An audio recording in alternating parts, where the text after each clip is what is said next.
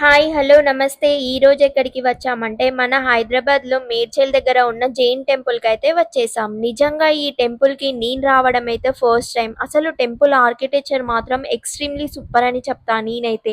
మనకి ఈ టెంపుల్ మొత్తం మార్బుల్‌తోనే ఉంటుంది. చాలా అంటే చాలా బావుంది టెంపుల్ అయితే.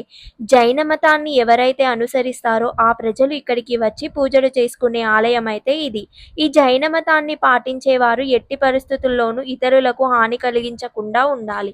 మరియు వీరు ఆహారంలో గుడ్లు, మాంసం తినకుండా ఉండాలి.